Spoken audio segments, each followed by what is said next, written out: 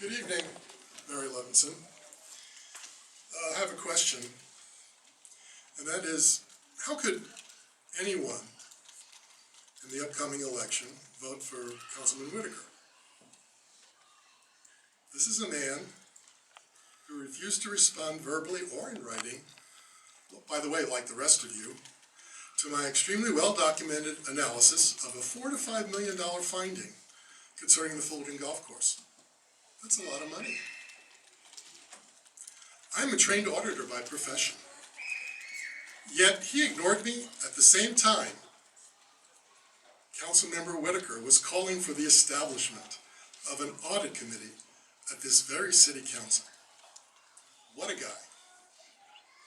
This is a man who failed to give me any warning or any indication over this almost 6 years that I served as Park and Recreation Committee member that he had any issues with my service before he removed me without giving me any explanation. He did, however, cast false dispersions about me in the Fullerton Observer a month later. What a guy. This public servant did not even have the decency to thank me for my dedicated service to the community for almost 6 years as his appointee to the same Parks and Recreation Committee. What a guy. To paraphrase Albert Einstein, who, by the way, I think most of us would agree was a fairly bright man, to vote for the same person over and over again and expect a different result is the definition of insanity. Okay. 6 years on the council, and what are his accomplishments? He helped bring fireworks to Fullerton. He voted to make Jennifer Fitzgerald our mayor.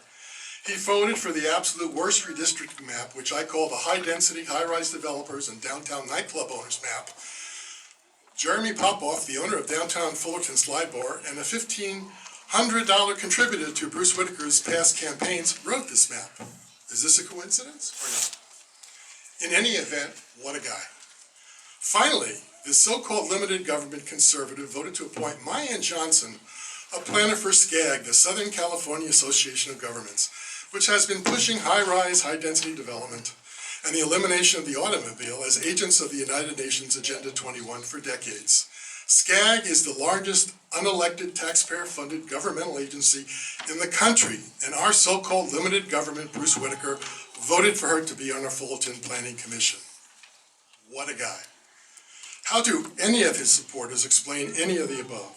Please explain how you can excuse all the above votes that greatly damage the conservative limited government cause right here in the city of Fullerton. Thank you. Thank you. Next speaker.